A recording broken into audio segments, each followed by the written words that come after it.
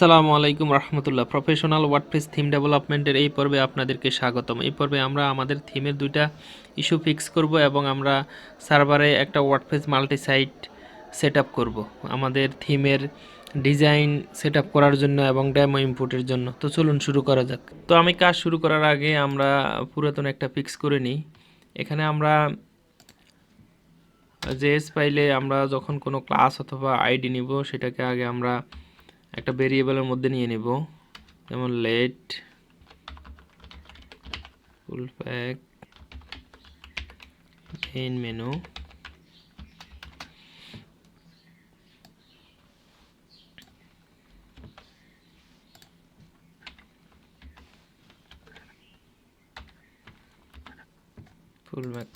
ফুল pack main menu.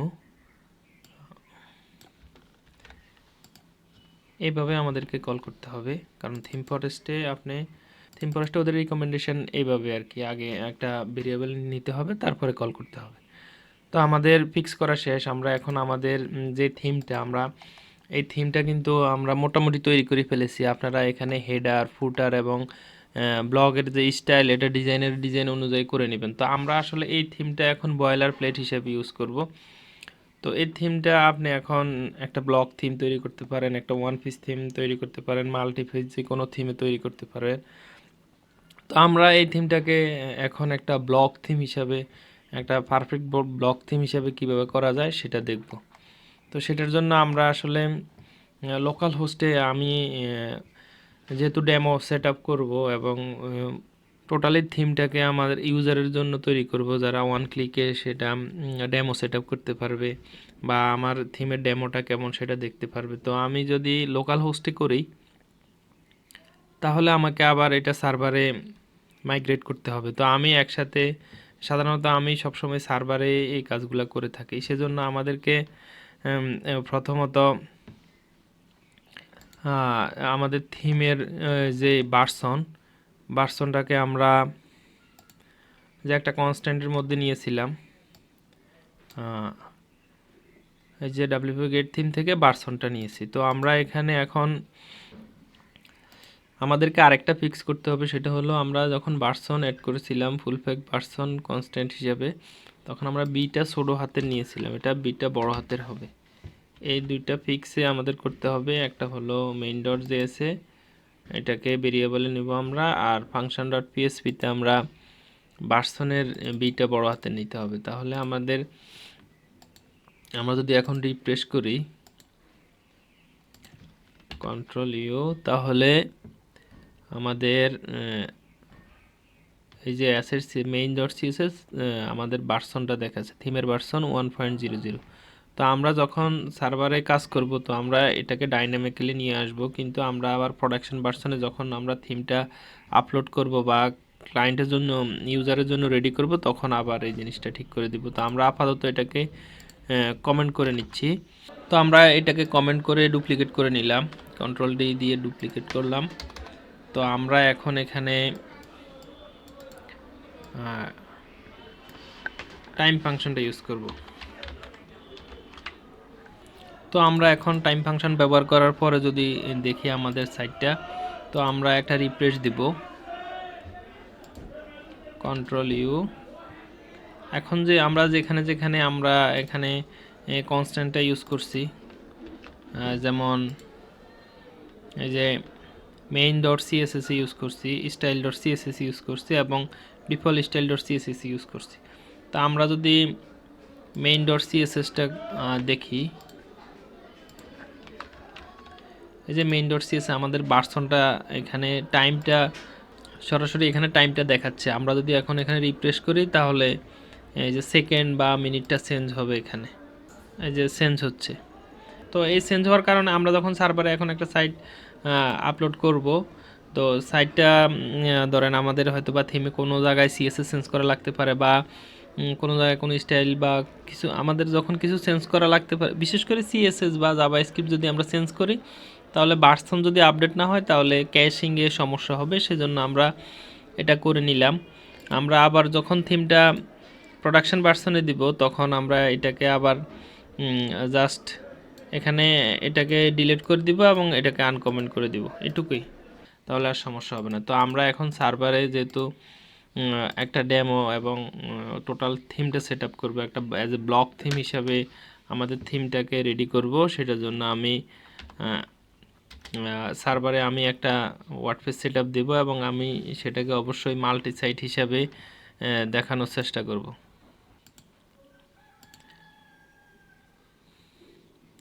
তো আমি একটা সাব ডোমেন নিব। সাব ডোমেনটা হলো ফুল প্যাক হিসেবে নিলাম।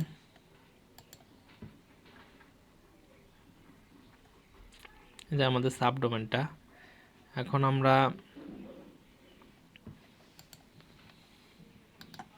যদি আমরা ফাইল ম্যানেজারে যাই, আমার এটা হোস্টেঞ্জারের নিজস্ব প্যানেল। আপনি সি প্যানেল পেলে সেটা একটু অন্য রকমে দেখবেন।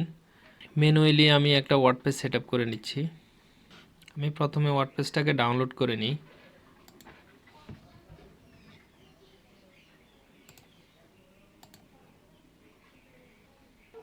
তো আমরা এখন ওয়ার্ডপ্রেসটাকে ডাউনলোড করার পরে আমরা ডেস্কটপে যেহেতু ডাউনলোড করছি, সেখান থেকে ওয়ার্ডপ্রেসটা আমরা আপলোড করে নেব ওয়ার্ডপ্রেস জিপ। তো ওয়ার্ডপ্রেস আমাদের এখানে আপলোড হয়ে গেছে। তো আমরা এটাকে এখন এখানে এক্সট্রাক্ট করব।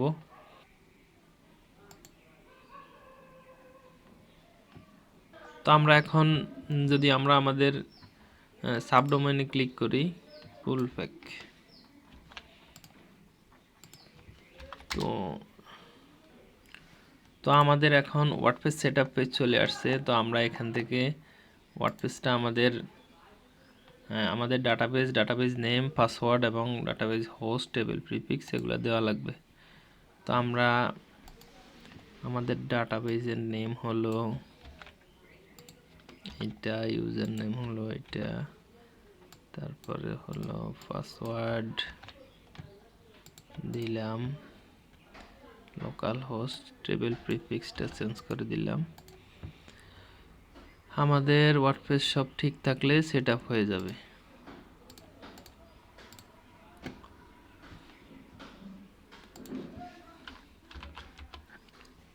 আমাদের সাইটের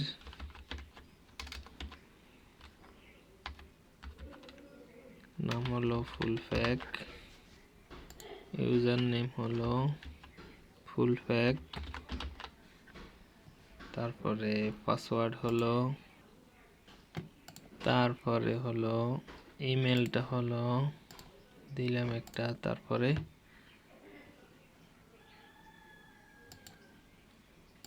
এটাকে সেভ করে নিলাম। তাহলে আর আমাকে পরে এটা দিতে হবে না। তো আমরা ওয়ার্ডপ্রেসটা সেট আপ করলাম।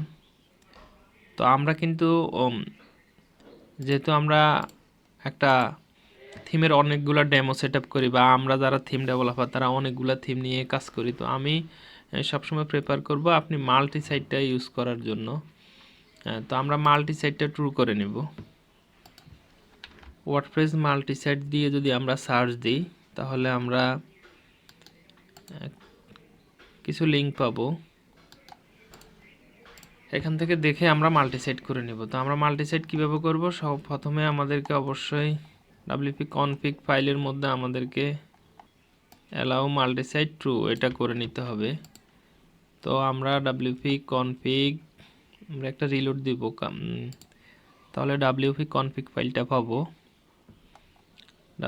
wp config এডিট করব।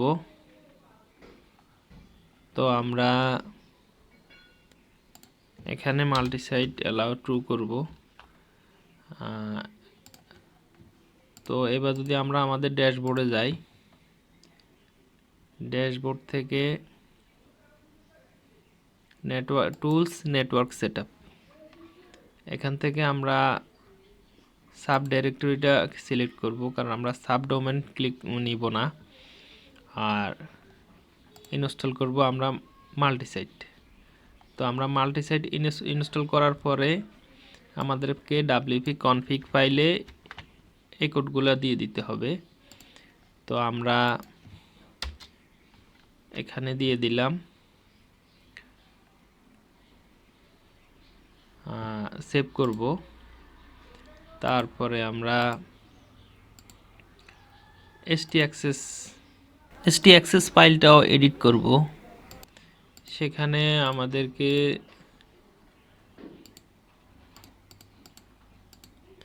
এই যে htAccess ফাইলের মধ্যে আমাদেরকে এই কোডগুলা কপি করে তারপরে ইফ মডিউল এই ট্যাগ এরকম একটা ট্যাগ আছে, এই ট্যাগের ভিতরে এই কোডগুলা দিয়ে দিতে হবে।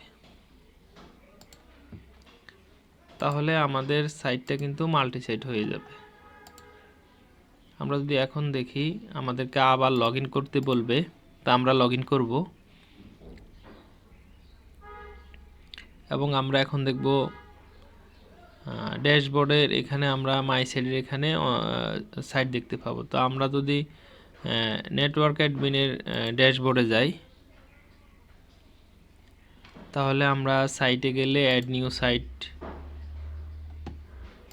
দেখব। তো আমরা এখানে যেহেতু অনেক থিমের, আমি এই থিমটাকে আপনাদেরকে কিভাবে একটা ব্লক থিম তৈরি করব, বা তো কিভাবে একটা ওয়ান পেজ থিম তৈরি করব, বা কিভাবে একটা মাল্টি পেজ থিম হিসাবে তৈরি করব, সেটা আমি আলাদা আলাদাভাবে দেখানোর চেষ্টা করব ইনশাল্লাহ। তো আমি প্রথমে আপনাদেরকে একটা ব্লগের এই থিমটা দিয়ে কিভাবে একটা পরিপূর্ণ ব্লগ থিম তৈরি করা যায় সেটা আপনাদেরকে দেখাবো। তো সেই জন্য আমি এখানে প্রথমে ব্লগ নামে একটা থিম নিয়ে নিলাম। তো ব্লগের ড্যাশবোর্ডে যদি আমরা যাই তাহলে তখন এখানে আমাদেরকে আমাদের সাইট ভিজিট করতে দিবে। তো এটা হলো ওয়ার্ডপ্রেসের ডিফল্ট থিম এবং ডিফল্ট সেটআপ। তো আমরা আমাদের থিমটাকে এখানে ইনস্টল করে নিব। আমরা অবশ্যই নেটওয়ার্ক সাইটে থিমসে যাব। এখান থেকে আমরা অতিরিক্ত থিমগুলা ডিলিট করে দিব।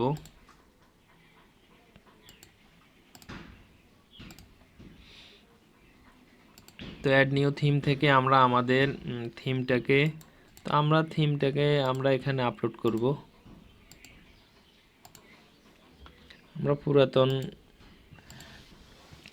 আমরা থিমটাকে জিপ করে নেব। তারপরে আপলোড থিম, সোর্স ফাইল, আমরা লোকেশনটাকে কপি করে নেব, পেস্ট। তারপরে আমরা ফুল প্যাকটাকে ইনস্টল করে নিব আমাদের লাইভ সাইটে। তো আমরা এটাকে নেটওয়ার্ক এনেবল করে দিব। তারপরে আমরা আমাদের ফুল প্যাক ব্লগে যাব, সেখান থেকে থিমস, এবং আমরা ফুল প্যাক থিমটাকে অ্যাক্টিভ করে নেব। তো আমরা কিন্তু আমাদের থিমে স্ক্রিনশট অ্যাড করি নাই, কিন্তু আমরা সেটা অ্যাড করব যখন আমরা আমাদের থিমটাকে একটা ডেমো দেব, তখন ওখান থেকে আমরা থিমটাকে একটা স্ক্রিনশট দেব। সেজন্য আর স্ক্রিনশট আপাতত দিলাম না।